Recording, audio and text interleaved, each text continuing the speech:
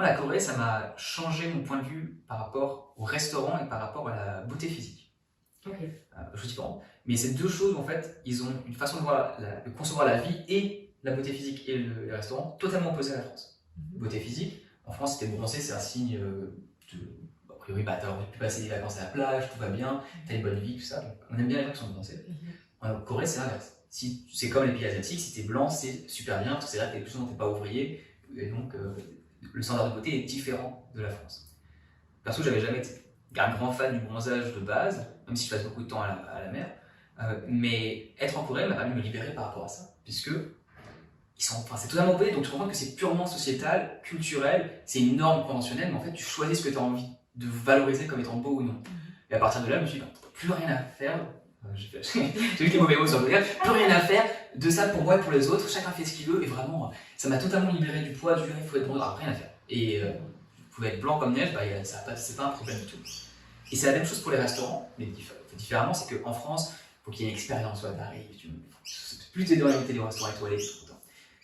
En Corée, les meilleurs restaurants, ils ont rien à faire de l'environnement. Alors je parle pas de si tu vas dans un 3 étoiles à Séoul, très bien, mais j'ai vécu dans une autre ville, la 7e ville du pays, qui s'appelle Ulsan, et les meilleurs restaurants, genre de barbecue, de fruits de mer, t'arrives, t'as des chaises en plastique dans un truc de galet où tu mets ta chaise, c'est même pas plat, tu vois, t'as une sorte de parasol, tu te dis, mais où est-ce qu'on m'amène? C'était des Coréens qui m'amenaient, parce que je passais beaucoup de temps avec eux justement en local, et la nourriture arrivait incroyable. Et la seule chose qui comptait pour eux, c'était on veut que tu aies la meilleure nourriture possible. Tu as un peu la grand-mère qui te rapporte les plats de fruits de mer, tu vois que c'est familial, enfin, c'est un truc. Et tu fais, ah ouais, c'est trop bien.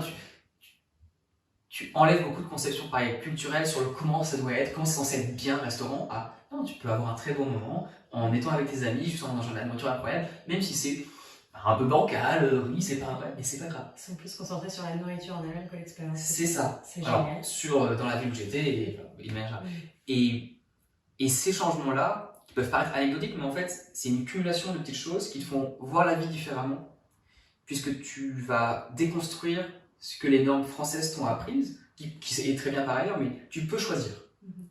Et ensuite, tu choisis, tu peux dire, j'adore les expériences, donc je vais faire tout pour avoir un restaurant en Australie qui fait des super expériences, très bien. Mais tu choisis. C'est ton vrai choix, c'est pas une construction qui t'est imposée, qui est bien comme raccourci dans la vie de tous les jours, mais qui est intéressante de déconstruire, parce que voilà, c'est pas la vérité ultime. J'adore cette histoire et j'adore cette anecdote, et surtout sur l'anecdote de la beauté, parce que je trouve que de plus en plus, quand tu rencontres des gens qui ont voyagé, qui se sont expatriés, les gens reviennent en te disant j'ai changé, mon développement personnel a évolué, je me suis reconnectée à moi-même, etc. Parce que justement, exactement comme tu dis, tu déconstruis ces idées reçues qu'on t'inculque, soit dans ton environnement en termes de pays, soit dans ton environnement familial, ton éducation, etc. Du coup, quand tu sors de cette bulle-là et que tu vas quelque part où c'est complètement différent, on te montre en fait, mais pas du tout. On t'a dit que je sais que j'ai une copine qui avait beaucoup de mal avec ses formes. Elle a des hanches très belles, très généreuses, et elle a toujours eu du mal en France, toujours. Et elle s'est expatriée aux États-Unis. Et elle m'a dit, mais en fait, je suis, on m'appelle la fille la plus maigre du groupe dans le truc, la plus mince, et je me sens incroyable, et je me suis retrouvée, j'adore mon corps, et j'adore mes formes, etc., etc. Et j'ai trouvé ça tellement beau, parce que, en fait, parfois, si vous n'êtes pas heureux, c'est ça, je crois, le message, c'est, parfois, quand on n'est pas bien, quand on a l'impression de tourner en rond, parfois, le fait de sortir de cette bulle de confort, je dis pas qu'il faut forcément voyager pour sortir de cette bulle de confort, mais changer un peu d'environnement. Parfois, on se rend compte que les idées reçues qu'on a, exactement comme tu dis, sont pas vraies. C'est celles qu'on se crée nous-mêmes. On a le choix, et on a le choix de les changer, on a le choix de changer notre perception sur les choses, sur le monde qui nous entoure et sur nous-mêmes. Donc, j'adore ce que tu dis. Ouais, je nuancerais quand même une chose que tu dis sur, je suis d'accord avec toi, mais sur il faut pas nécessairement voyager pour se déconstruire, en tout cas se changer, c'est-à-dire que si on n'est pas heureux, on n'a pas forcément besoin de voyager pour redevenir heureux. Je suis d'accord, même si je dirais que si tu ne sais pas comment faire pour changer ce qui se passe autour de toi, un voyage, même s'il est petit, de quelques semaines, de quelques jours, de quelques mois si tu peux partir à l'étranger, mais pas forcément quelques semaines ne suffisent à automatiquement, par la nature même du voyage, tu n'as rien à faire, tu as juste à, ok, je vais voyager, et là tu vas avoir plein de choses nouvelles auxquelles tu t'attendais pas, et ça va t'aider, tu vas revenir un peu différent.